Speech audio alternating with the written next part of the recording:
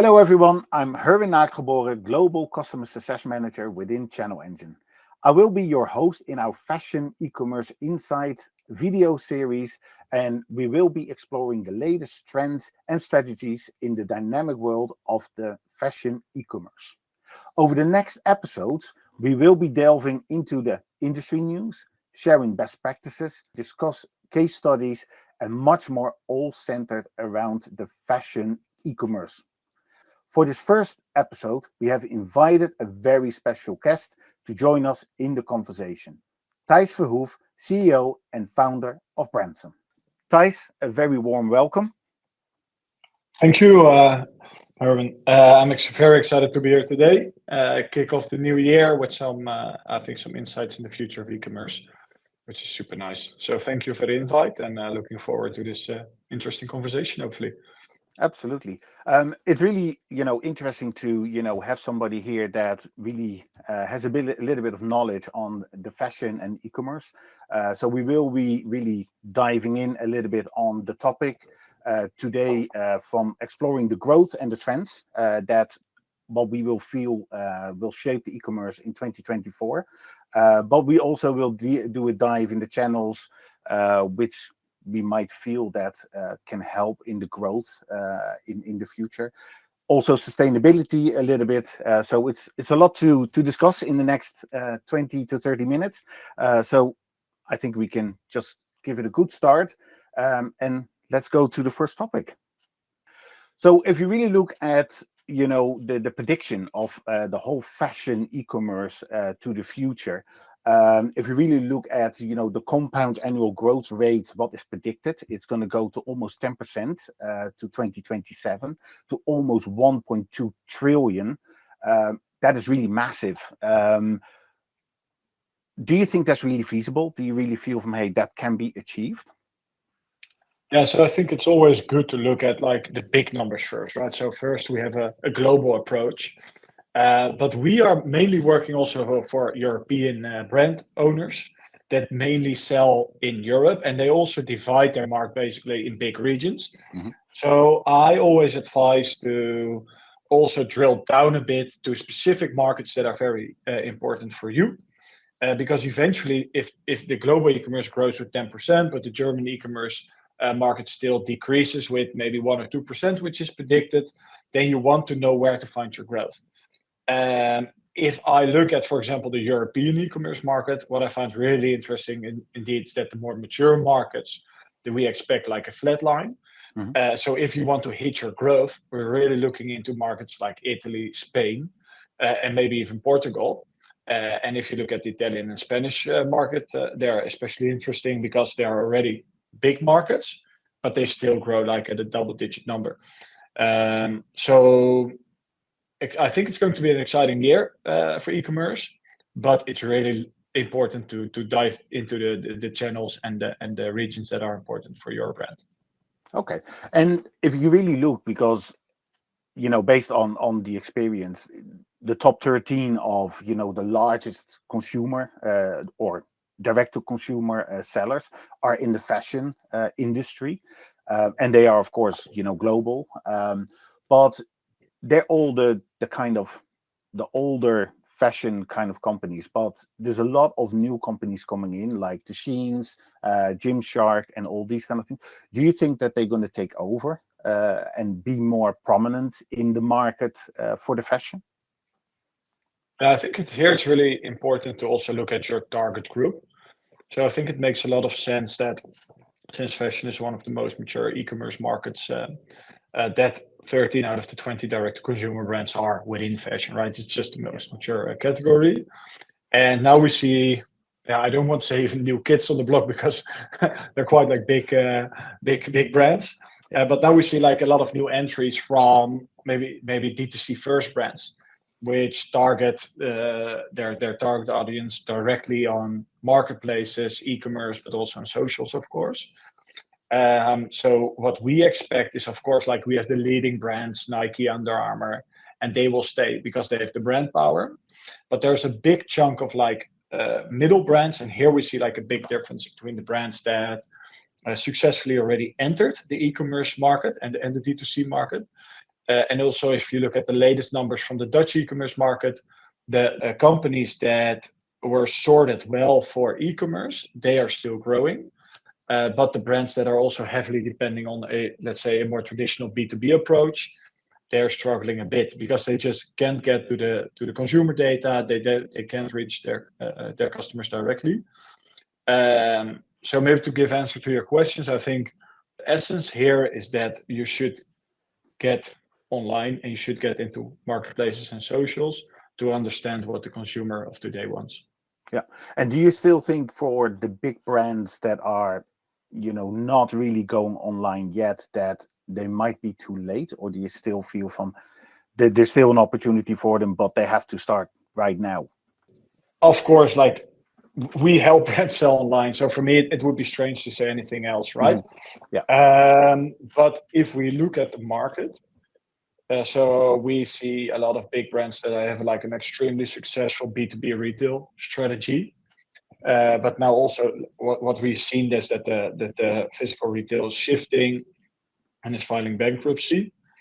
I think like there's no other option, right? Ready or not, you should go online, and the sooner you start, better chance you have, I think. And I think that's also what we see on big fashion marketplaces like Zalando. It's really about the brand. So if you still have a lot of brand awareness in a specific market, people are already looking for your brand on Zalando. So I would say leverage that, and then you're still on time. Okay. And from experience as well, when I was dealing with, a lot of the clients, but also, talking to different experts and everything like that, what we always feel is that the larger fashion brands, they always struggle a little bit with, the online commerce part. It always used to be we do that next to our normal brick and mortar kind of strategy. Do you think that could be a blocker for them? Could that be a reason why they are not going to be successful? Yeah, so maybe this shifts a bit in the topic of like cannibalization, right? So if you have a very strong outlet channel, like sales outlet, you are, to be honest, like competing when you go directly to that consumer online. On the other hand, we believe in like a very strong mix. So I think this is the innovation dilemma. So as long as your revenue is coming from all channels, you are a little bit hesitant or like a little bit, you have some internal alignment to do on new channels and new business, especially with marketplaces, with e-commerce, which is sometimes a little bit harder to understand due to like very high return rates or high direct costs. But on the long run, we see that brands with a strong, let's say, D2C or online strategy, they outgrow the traditional brands, and also the profitability of the e-commerce channels is in line with what they expect from other channels. Very cool. I think that's, very nice insight for, what people could expect, especially if you are in the fashion vertical. And fashion vertical is wide, right? It's not only a dress or a t-shirt or anything like that. It's all about accessories, bags, all these kind of things. So that is really, I think, where a lot of people need to look into from, what kind of marketplace would suit you the best. You mentioned already the Zalando, the Sheins and everything like that, but you have a lot of niche marketplaces as well. And if you talk to your clients, how, where do you plan to see a little bit from, look at different options as well? Actually, that's a very good comment. So maybe sports is like sporting goods, an interesting category, right? Because there is happening a lot at the moment, from which I think Decathlon is by far the most interesting move of the last 2 years. And we now really see brands excel on Decathlon, really selling a lot of very niche products, so very small assortment, but the numbers are good actually. And how we look at it from a more strategic point of view is for every market, we say, okay, we need to, like, depending on the brand awareness of the brand, we need either to build a brand or capture on the brand awareness. And if you would translate that basically to how a normal retail strategy would look is, in when there was like still a lot of brick and mortar retail, you would also look for this specialist shop, which could help your customers like select the right products. And I think that's how you also should look at for example, a niche marketplace like a Decathlon. If we also look at the growth numbers, so now we're looking at regions, but if you really drill down to specific marketplaces, they expect a lot of growth still from this more niche marketplaces that are really like focused on one or two important categories. Yeah. So also, if you look at your own growth strategy or where you want to get additional revenue from in 2024, I would definitely look into like one or two of these specialist marketplaces per country. And because that is always, especially in the experience that I used to have from, coming from a marketplace as well, is that some brands do not want to be, connected to, an X or Y marketplace because it doesn't fit their branding. You see it as well now a lot, the outlet marketplaces and the options that they have there to start selling their older stock, maybe the 2020 still models or inventory what they have in the warehouses. Do you see a difference there now that they're really more willing to connect their brand to the outlet markets as well? Yeah. So how we look at outlets, we actually have like a few very specific use cases, from which the most important one is basically to replace the seasonal discount in the stores. So previously, when you had like a brand that was distributed in a lot of retail stores, you had mid and end of season sale, getting rid of a lot of overstock. Since the online share is becoming bigger and you're plunging more from like one central pool of inventory, you need to be in control of your own outlet channels. And I think that's the best use case for outlet marketplaces that are currently there. On the other hand, we also see, for example, outlet marketplace being used really as a brand building channel. Mm-hmm. So, for example, VP is like one of the strongest retail names in the French market, for example. So let's say that you don't have a lot of brand awareness still in the French market, then you can leverage VP to build your brand using like an introduction discount. And the best thing is you can even use like old products. So you're not cannibalizing, you're not like harming your brand, but you're building your brand using the products, not that you want to get rid of, but you could sell for like a lower price.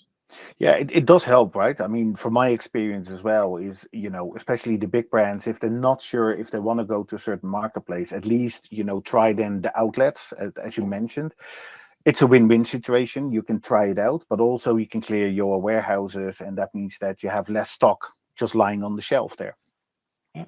And now if we look maybe again to like a more global approach, or if we look in like we have the EU plus we have the UK. So a lot of brands, they move at the beginning of the season, they move like a lot of inventory to the UK. But once it's there, it's quite hard to get it back. Yeah. Due to the customs. So always what we always advise when you enter the UK market, you have like one or two main channels on which you want to sell your never out of stock items and your seasonality. But it's always good to also include like one or two outlet channels to make sure you don't have a lot of overstock position in this guarded market.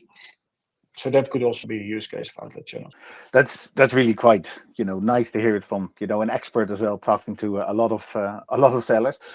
But then of course you have the big topic, right? The social commerce, the TikToks, the Instagrams. It really starts to become quite big, especially TikTok in the UK, the US, Asia, and these kind of things. What's your feeling around that? Do you really think it's going to be picked up, or is it going to be more a marketing tool? To be completely honest, like what we see at the moment, we see a lot of noise, but we don't see that much revenue yet. Mm-hmm.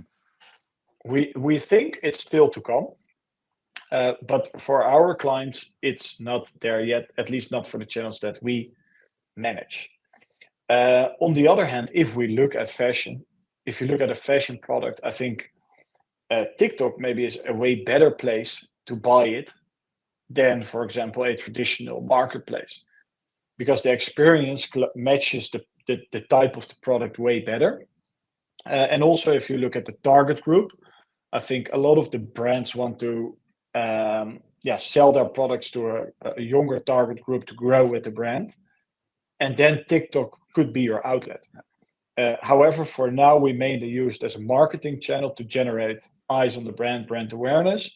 And the conversion happens like on a traditional marketplace. But we can't wait to shift some of the revenue directly to TikTok or other social commerce because the experience should be way better. Yeah, it's almost like going to TikTok as an impulse buy, isn't it? It's really from, you see an influencer there, or they have a live stream or brand ambassador really, showing the items live, and you can buy it straight away. It used to be like in, as I would call it, the olden days, just when you go to a fashion show or to any sale event and you really buy it very quickly. That is the feeling how it is at the moment, but it's very interesting to see from where it's going to grow to in the future. And if you see the growth of the number of users of these platforms and the usage, I think there's no other way than at least following and see what's going to happen. Yeah. Okay, and just to because that was really nice insight, really from what are we going to go to, what kind of marketplaces, everything like that. If you really look at the companies that hopefully are going to look at this video as well, how would you advise them to really start building a brand on any of the marketplaces? Is there really something from where can you start? Everybody on hopes then once you start on the marketplace that it kicks off straight away, but it's not that easy. So how can you really start building and really be recognized as I am the brand owner? Exactly. And I think that's like a very important thing to recognize, right? So we're all very much in favor of e-commerce, and we think like there's still a big shift to come, but also there's a reality, right? So 10 years ago, everything that you basically placed online, you would sell. Yeah. And I think that went all the way up to Corona, in which there was such a big demand online, and the availability of the items was too low. And then after Corona, when shops opened again, we basically it turned around, and we noticed that building a brand became more and more and more important. And that's also why you see that almost all marketplaces, they invest heavily in features that support that, like a brand home on Zalando. And I think this is also one of the great examples that not a lot of people know, right? So a brand home on Zalando is actually being used by the visitors. It's free to make. Yeah, you only have to spend some hours in it and get some great assets online. But eventually, visitors and customers are using it to follow the brand. And every time when you launch a new collection, people will notice it and go to the brand home to visit the collection that you launched. So I think this is like a great example of how to build a brand. And that's also what we see in our customer base, right? The strong brands that really invest in branding, they succeed. And the more white label brands or generic brands that have maybe less unique selling points or less brand awareness in the market and don't want to invest in branding, they are currently struggling with competitors that are online. Yeah, it's what I've seen as well for myself in the markets, and definitely the changes that happen. In the past, it was really a marketplace where a seller could just list their products and a buyer would come and that's it, nothing else. But you really can see the change and the investments that marketplaces are making. Of course, because there's a lot of new marketplaces coming on board as well, where sellers can go to. But it's really going to give them the opportunity now to get their brand profile really on those marketplaces. And even some marketplaces invite brands to invite resellers as well. And I think that's a trend that will develop in the future as well. Yeah, I completely agree. Yeah. So it's I would say it's time to invest in the brand, right? Exactly. It's as you said before, it's very interesting times to be part of this whole journey for a lot of the clients and the brands that we have. If you really look in divide between the fashion, so you have the clothing, you have the shoes, accessories, all these kind of things. Of course, the clothing is by far the biggest portion, almost 51% of all the sales in that way. Do you think that is really going to shift, that more accessories will be sold, or do you think that the clothing actually will jump up even more? That's a bit hard to say, but we know from some categories that they are not represented online. So if you look, for example, shoes, Mhm. so shoes next to clothing were like one of the first categories to move online. So if we look between shoes and fashion, I think the share will be roughly the same. But if we see, for example, luxury brands, so there's a lot to do about luxury brands nowadays because they are mainly distributed via brick and mortar stores, Yeah. their own brick and mortar stores, but almost all via brick and mortar stores. And we are basically waiting, I think, for some good carriers to make sure that if you purchase like a 2 or 3 thousand euro bag, it's not being delivered by DHL in a brown box. Yeah. But we think like as soon as that step is being made, then we also expect luxury brands to move online. And since luxury brands are like quite a big portion of the total global fashion revenue, we expect that share to increase. And then if you look at luxury, I think it's mainly accessories, Yeah. which are a big part of the chunk. So that could make the balance shift a bit. And for the rest, it's quite difficult to predict. Yeah, it is quite interesting what you said with the high value fashion brands, right? I mean, you see them more and more coming up, but not as a direct seller yet. So there is a lot of ask for, the big names. So yeah, so it's interesting really to see. And do you feel, besides just the delivery, it blocks them because of the return rate, or the fraudulent payments that sometimes happen? That is still blocking them, because that is still, of course, over the whole e-commerce hanging around. So the returns and slash fraudulent, purchases. And I think the payment and the purchase on marketplaces, it's secured by the marketplace. So for the brand owners, there's very little risk there. I think returns, and then especially refurbishment. I can imagine, especially for the luxury segment, it's extremely difficult because if you buy like a high-priced item, then often they have their branded poly bag, they have their branded box, they have their branded inlay, maybe a serial number, Mhm. and to return and refurbish that in a proper way. I think there are not a lot of good options already, especially not if you look at like more like a European distribution. So I think this definitely be something that the brands are waiting for to happen before they move completely online. Yeah, and that's of course the perfect bridge, right, to the sustainability and the consumer behavior, what's really going on, and especially the younger generation are way more conscious on what is going on with clothing, if they return it, what is happening there. Do you think that, let's say, the low cost sellers or manufacturers will be changing that as well a little bit, so that they are trying to get better clothing as well for the future, and therefore more sustainability creating? Yeah, this is something I personally hope that's going to happen, right? So that we buy better clothes instead Yeah. of more clothes. On the other hand, every research I still see about this topic is that the consumer finds it like super difficult to pay for sustainability, and eventually the price is such an important aspect of the buying journey for a lot of products. So we want to change it around and work with the brand owners on, hey, how can you make sure that, because brand owners, they are actually working a lot on sustainability, a lot on reducing returns, a lot we have exactly the same goals there. So then we try and help to tell their story towards the consumer, which hopefully values it Mm. and is willing to pay like a little bit more. Things like reducing returns is something that always impacts sustainability, right? So Yeah. it impacts your P&L, but it also impacts sustainability. So we always say these are like very good things to start with, because the customer does not want to return anything, right? It's a waste of their time.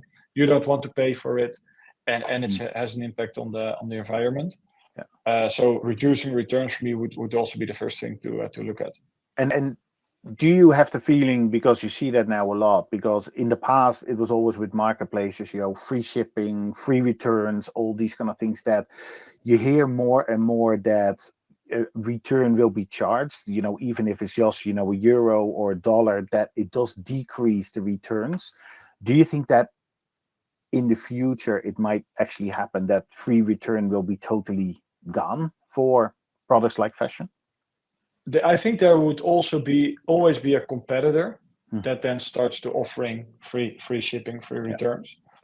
I think it's a very good short-term solution to immediately get the attention of the consumer. Also, it's a signal, like, because returns are not free, right? The consumer is just not paying for it. So I think it could be like a very strong signal. But on the longer term, I have a stronger belief in, like, first of all, like, good analysis. Like, is my content good? Which part of the assortment should I offer online? Not all products are suitable to sell online, and really reduce returns. And then the more longer term, we are really gambling on, like, more technical solutions, right? So I think like a proper size fitter would already make like a very, very big change in how consumers buy and returns. Yeah. So that for me would be like the long-term solution. Yeah, it wouldn't be already much nicer that people are not buying two different sizes and return one. I mean, you can never block out the full returns, right? I mean, that will happen. That's just the nature of the online business. But at least if you can reduce it, and hopefully with the technology that's coming up, that hopefully is going to change a lot there. Yeah. And for us, like, especially if you look on Zalando, size is literally like 80% of the Yeah. return reason. Yeah. So if you have a better size suggestion, you already save like a lot of returns. Yeah, but it's also on the consumer, right? There's quite a lot of advertisement, or at least in the product description already, from how can you measure it, and not everybody reads that. I'm one of them, unfortunately, but it's the way that the people are. So it's really education is key there, I think, towards the consumer. And just as the last part there for sustainability, with the returns, but also with a lot of clothes that are still hanging in people's wardrobes and everything, the second-hand kind of business, it used to be a going part even 10 years ago. If you said, I'm wearing, second-hand clothes, people really from, oh, are you sure? Well, now it's almost a fashion trend. Do you see a big change there, even from the big brands, that they are, reselling the returned items? Yeah, so we first saw like the secondhand marketplaces, right? That did a great job in selling these items. Then we saw actually a lot of retailers like bol.com and Coolblue and Amazon selling their returns. Mm-hmm. And now the third step is allowing sellers also to sell their refurbished items, which is more like a consumer electronics thing. But now also on Zalando and other marketplaces, brands are able to sell their returned items, their secondhand items, which I think on this scale is really going to make an impact.